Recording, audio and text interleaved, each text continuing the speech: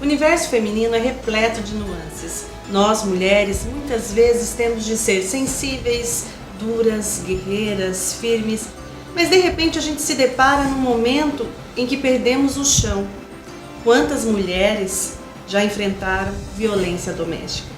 Quantas mulheres tiveram que buscar forças onde elas nem sabiam que existia e essa força veio e a gente consegue se recuperar?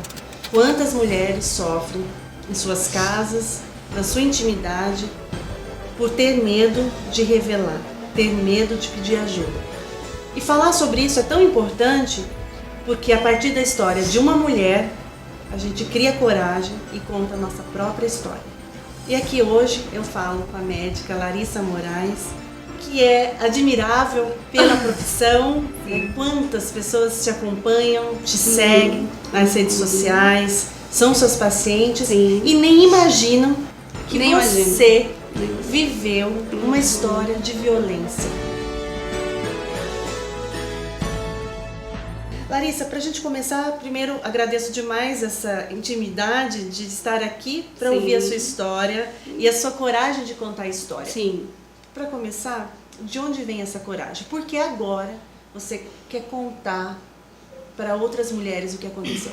Na verdade, Ana, a vontade de contar, ela sempre existiu, né? Antes a gente fica assim, vamos nos encolher, vamos ficar pequenininha e usar, né, uma expressão que recentemente entrou na minha vida, o inverno, né, para me refazer.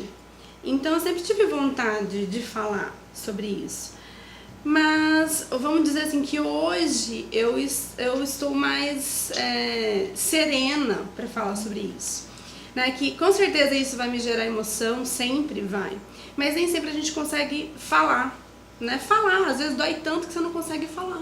É um processo de ressignificação. Isso, sabe aquela ferida que tá sangrando, e aí assim, você acha que ela tá ali com um paninho, tá estancado, e por uma coisa às vezes simples, o sangue é como se fosse a primeira vez, né?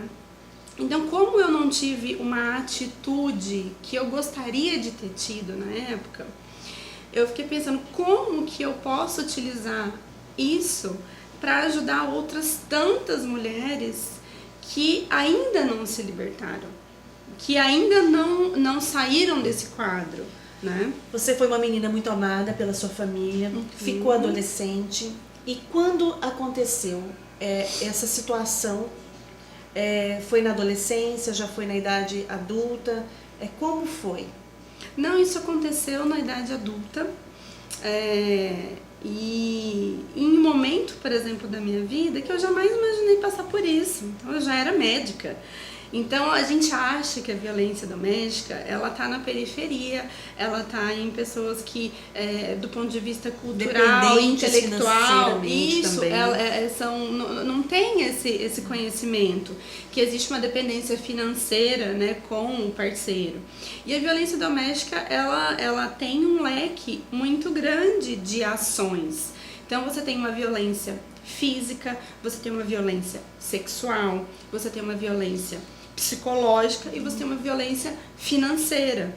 Então, às vezes, você está ancorado em algum dos pontos. Você viveu todas eu essas violências? Eu vivi todas as violências. Como que eu caí nisso? E aí, como você caiu? Dentro dessas minhas buscas por desenvolvimento e cura, teve uma pessoa muito sábia que me disse assim: por que você não poderia ter caído nisso? Sabe? Quem é você para não ter caído? Você acha que você é mais do que alguém para não ter caído? Você é um ser humano.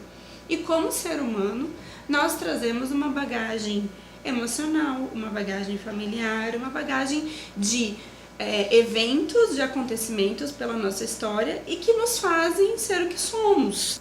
Então, o que aconteceu comigo foi, eu vivi um momento instável emocionalmente e buscando sempre desculpas, porque a gente nunca consegue ver as coisas e entrar no problema e resolver o problema. Então eu sempre fui, apesar de ter uma personalidade sempre muito forte, tinha uma fragilidade muito grande em relacionamento. E sempre fui uma pessoa, uma criança, uma menina, uma mulher que evitava conflitos no relacionamento. Então, às vezes ficava chateada com uma coisa, não falava, e a gente tem que falar. E foi uma lição muito grande que eu aprendi. Hoje eu falo as coisas que eu penso, as coisas que me incomodam, as coisas que me doem, eu falo. Então, eu me tornei uma pessoa mais leve com isso. Não tô como eu gostaria, mas tô mais leve, então eu falo. Então, naquela época, eu ouvi tudo aquilo que eu gostaria de ouvir. São várias fases, São né? várias fases. Geralmente quem tem essa característica de abusador, de violento, eles têm um modus operandi, um perfil de como agir. No início, então, é aquela sedução da gentileza. Então, a gente são pessoas extremamente inteligentes, na verdade, são uma das pessoas mais perspicazes e persuasivas que eu já conheci. A ponto de eu chegar para uma amiga e falar assim, mas eu mereço apanhar. Quem merece apanhar? Né? Quem merece apanhar? Então eu falo assim, tem que se tirar o chapéu para uma pessoa com tal persuasão, sabe? De fazer você falar assim, você merece apanhar, né? Então, e você tá dentro do cenário e falar assim, você não conseguir contar pra ninguém, com tanto medo que você tem, você não consegue contar pra ninguém. Então, primeiro a pessoa, ela te estuda. Ela estuda, ela se aproxima, ela estuda o seu emocional, ela identifica suas fragilidades, ela identifica seus pontos fortes, onde ela não pode se conectar com você, porque aqui você é muito forte. Ela identifica suas fragilidades. E aí, ela te conquista pela fragilidade. O que você gostaria, as suas dores, né? Você vai ficando refém. Você vai ficando um refém emocional. Exatamente. Você se tornou uma refém emocional. Eu me tornei uma refém emocional. Então, quando a primeira agressão ela aconteceu, primeiro assim, agressão física, né? Quanto tempo durou esse relacionamento? 7 meses, 9 meses. Nessa intensidade, nessa proporção. Exatamente. Então, as agressões verbais, elas existiam, só que aquela coisa, você nunca associa, você não faz a conexão da agressão verbal como uma violência. E no início, muitas vezes, soa como ciúmes, que lindo, ele está demonstrando preocupação, tá ciúmes. Com ciúmes, não, é porque quer cuidar, excesso de zelo e cuidado. Só que aí você começa assim, sabe aquele jogo que a gente vai tirando os palitinhos aquele jogo da nossa época, você vai tirando os palitinhos? Sim. Então, você tem uma estrutura e a pessoa vai tirando essa estrutura de volta de você. Então, primeiro, ela tira a sua liberdade e sua autonomia no seu celular. Então, você tem que começar a compartilhar a senha do celular. Você tem que compartilhar tudo do celular. Entendeu? Você de repente se vê surpreendida com a pessoa pegando o seu celular e fazendo assim, não olhando, porque eu entendo que é pra pegar o celular. Não, mas é uma busca específica, uma busca guiada, entendeu? São ferramentas que a pessoa tem pra te investigar. Né? Eu aprendi coisas que eu jamais imaginaria sobre isso, né? Sim. Coisas que ele fazia e que eu falava, gente, eu nunca nem imaginava. Que conseguia acompanhar o dia todo, isso, conseguiu, na verdade, assim, conseguiu clonar o meu celular, conseguiu se envolver em conversas minhas de WhatsApp, entendeu? E me monitorava dessa maneira. Então, é criminoso. É criminoso, na verdade, né? Então, primeiro é isso. Depois, começaram as agressões verbais. As agressões verbais, e aí você começa a ter, você se tolida da sua liberdade e seu livre-arbítrio de você ir e vir. Então, e você se afasta das pessoas, dos seus amigos. Aí, você começa assim, os seus amigos não são os meus amigos. E os seus amigos não gostam de mim, ou os seus amigos, por conta disso, disso. Imagina como eu me sinto perante os seus amigos. E aí é um jogo que as coisas são invertidas. Ele começa a ser a vítima e você começa a ser a pessoa que tá errada. E você acredita que você tá errada e você começa a se afastar das pessoas que estão em volta de você. E quando você se afasta das pessoas que estão em volta de você, você perde um olhar de fora do contexto, porque quem tá dentro do olho do furacão não entende o que tá acontecendo. Quase ninguém sabia o que você estava passando. Quase ninguém sabia o que estava acontecendo. Então, me afastei das pessoas. Me afastei. E aí convivia praticamente eu, ele e o círculo de amizade dele, que é onde ele estava protegido, ele se sentia bem, né? Uma hora ou outra encontrava amigos, tudo, mas assim, era sempre tolindo, sempre se cercando de pessoas que ele conhecia e o ambiente era seguro para ele, e instável e inseguro para mim, entendeu? Então as coisas... E você não percebe, são movimentos sutis, você vai permitindo que as coisas aconteçam. E aí quando você vê, você tá ilhada. Não tem uma ideia. Eu nunca contei, por exemplo, essas coisas para os meus pais. Hoje seus pais sabem? Né? Meu pai sabe disso, né? E aí você se vê no contexto que você tá sozinha. A minha primeira agressão física aconteceu na rua. Né? Aconteceu na rua. Publicamente? Tipo assim, eu caí na rua. Não, assim, não foi publicamente, mas assim, não tinham pessoas em volta, mas não tava num ambiente fechado. Então eu falei, meu Deus, peraí, onde que eu... Aí assim, você tem aqueles lapsos, né? Meu Deus, onde que eu tô? O que é isso? O que é isso? Né? E aí, quando as coisas começam a acontecer, você fala assim... Isso é surreal, isso aqui não tá acontecendo comigo, isso aqui você vê em cena de novela, você vê... Empurrada, você vê... Olha, as minhas agressões, elas variaram de empurrões, de tapas na cara e até quebrar... Meu nariz é quebrado aqui em cima, eu tenho as duas retinas, o deslocamento das duas retinas e um olho que ficou a ponto de ser soco de porrada de homem, entendeu? Que o primeiro soco que eu levei fechou o meu olho, eu fiquei deformada, coisa horrorosa. Então assim, vasculhava o meu celular, apagou as fotos todas, eu mandei para uma amiga minha uma foto, e essa foto, quando ele descobriu, porque ele rastreava meu WhatsApp, eu apanhei, né? Foi feita uma denúncia anônima na delegacia e ele me levou com o advogado dele para negar essa denúncia. Eu cheguei na frente do escrivão e eu neguei a denúncia. Eu falei, aí ele olhou assim bem fundo no meu olho e ele falou assim, tudo isso que tá escrito aqui desse tanto é mentira? Eu falei, é mentira, não é verdade. E a denúncia era uma denúncia muito rica de detalhes. De alguém que queria te ajudar. De alguém que queria me ajudar, com certeza. E aí eu apanhei várias vezes por conta dessa denúncia. Entendeu? Porque ele queria que eu descobrisse quem tivesse feito a denúncia. E até hoje eu não sei quem fez a denúncia. Entendeu?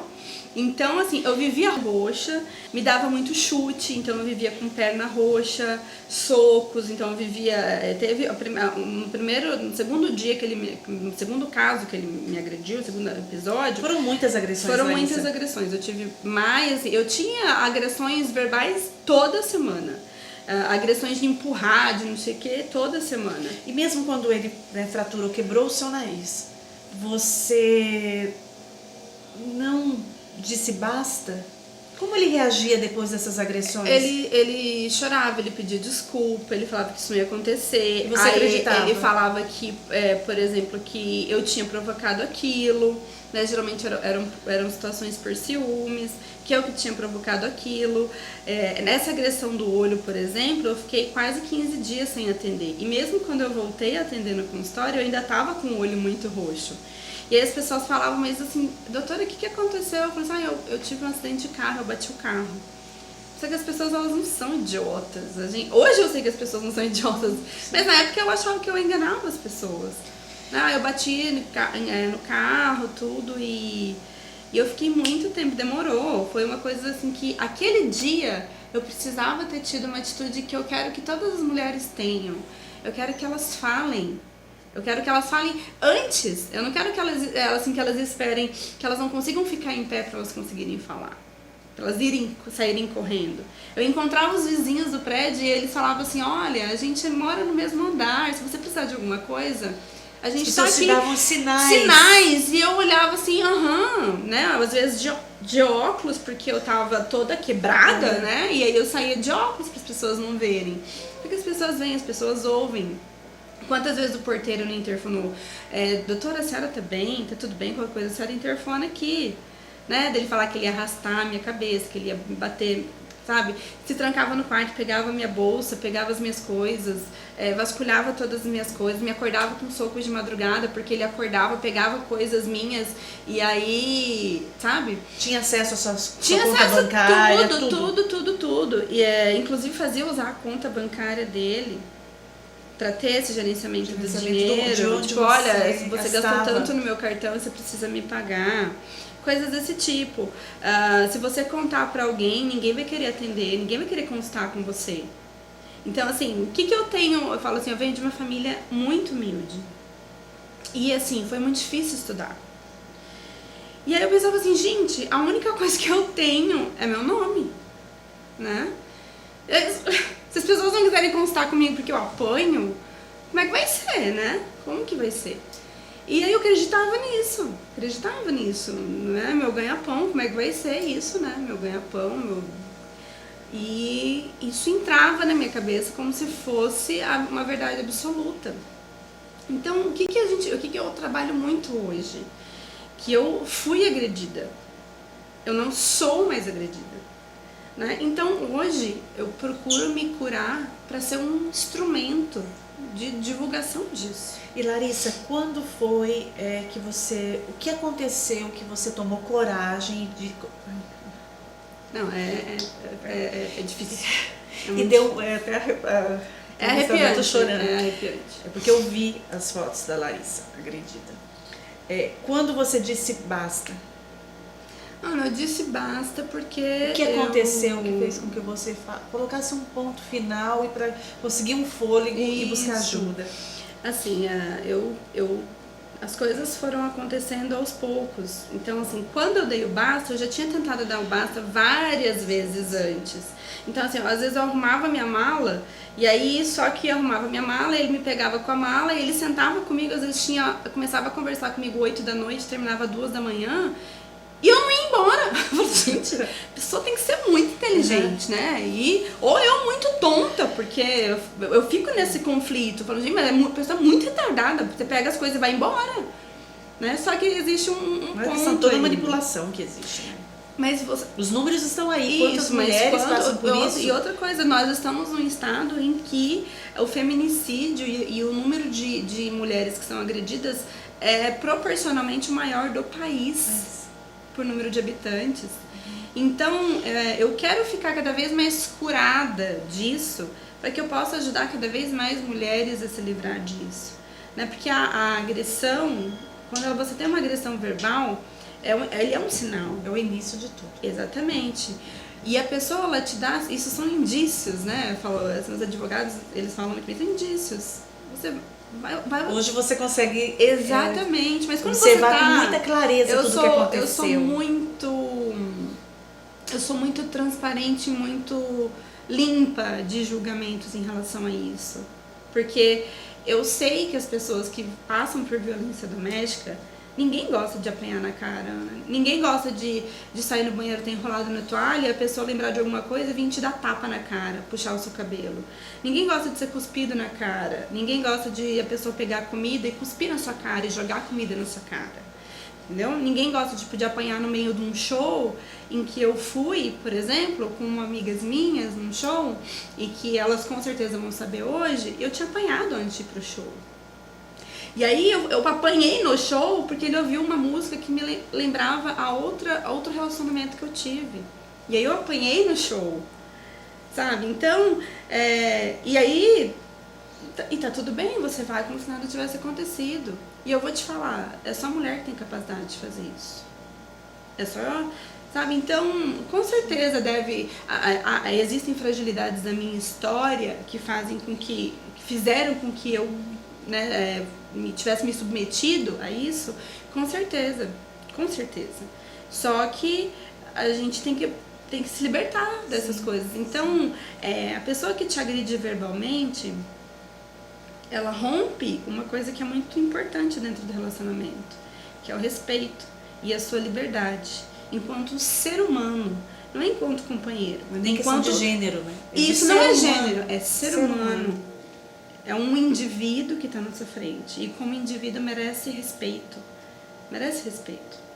Né? Então, vai acontecer novamente. vai acontecer novamente. E o ajoelhar, o chorar, isso daí, isso passa, vai acontecer novamente, porque faz parte do caráter e da formação da pessoa. E não me interessa o motivo pelo qual a pessoa é daquele jeito, ele simplesmente é. E vai acontecer, isso é uma coisa que tá meio, sabe, DNA?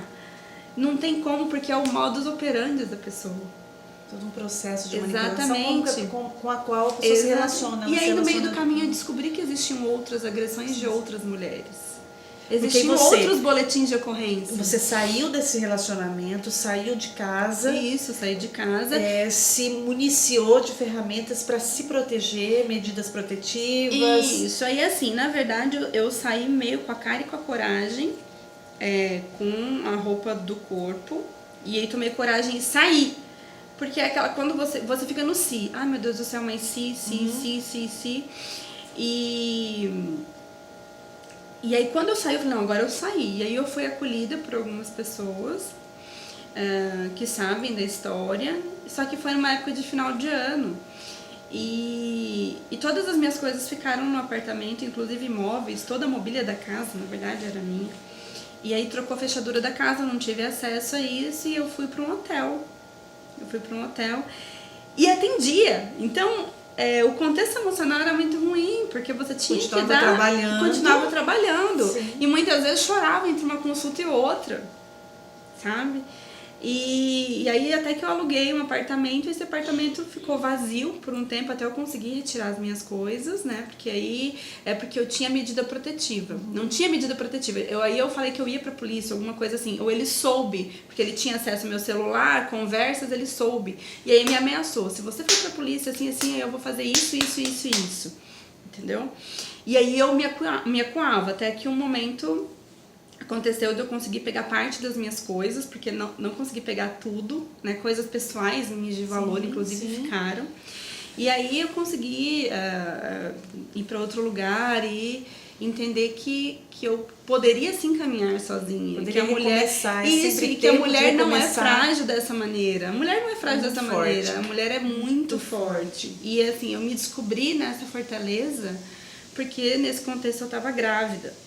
Então tudo isso, como fator agravante, existe uma gravidez, né? Então, isso que me deu sabe assim, como que se tem, né? Assim, as coisas não faziam sentido pra mim há muito tempo. Hoje é essa Larissa que sabe que há muito tempo eu queria me libertar.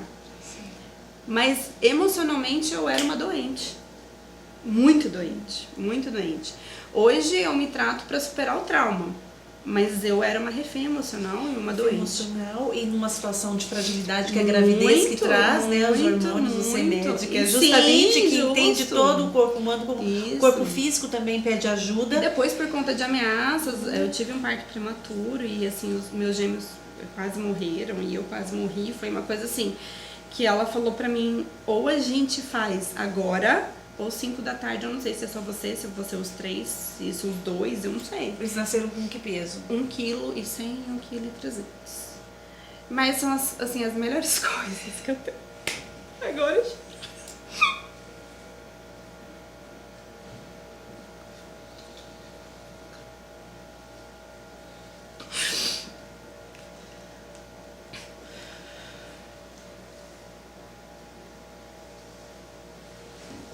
a gente percebe que mesmo no momento de tanta dor, veio o amor. E as crianças te ressignificaram, te deram essa força que você precisava. Eu não posso falar assim, eu não queria que isso tivesse acontecido. Porque eles são a melhor coisa que eu tenho. Eles são tudo que eu tenho. E se eu tive coragem de sair disso e de ressignificar a minha vida e de me reconstruir enquanto, sabe, você pegar os cacos. Eu não peguei e coloquei os cacos para debaixo do tapete. Eu colo os cacos hoje. E quem me ajuda a colar isso é a minha família, entendeu? É minha família. E você tem um marido que eu tenho um marido que não existe. Eu sou amada de uma maneira que eu não sei nem te dizer, sabe? eu às vezes acho que eu não sou merecedora de tanto amor. Você é merecedora. Isso. A gente aprende, Desse amor. né? Que a gente é merecedora de tanto amor. Mas eu não... Primeiro a gente tem que honrar e respeitar a nossa história. Sim. E eu custo aprender com isso. Mas hoje eu honro e respeito a minha história. E claro, se você perguntasse assim pra mim, você gostaria que isso tivesse acontecido? Não. Mas eu tenho... Faz parte da sua história. Faz parte da minha história. Da sua história. O que fazer com isso? E eu espero assim, servir sabe? de inspiração para outras mulheres. Isso, e se for meia mulher, se for uma mulher, se for uma criança que estiver assistindo, se for uma adolescente que estiver assistindo, se for sabe, que sirva de inspiração, que sirva assim, é aquela coisa, é surreal, não dá Você pra tem contar. 3 filhos, eu tenho 3 porque filhos. depois veio a sua caçulinha. Veio a minha caçula, né? e assim... Você tem 2 meninas e um menino. Eu tenho 2 Então, meninas e um menino, e eu tenho uma enteada que é a minha filha enteada. também.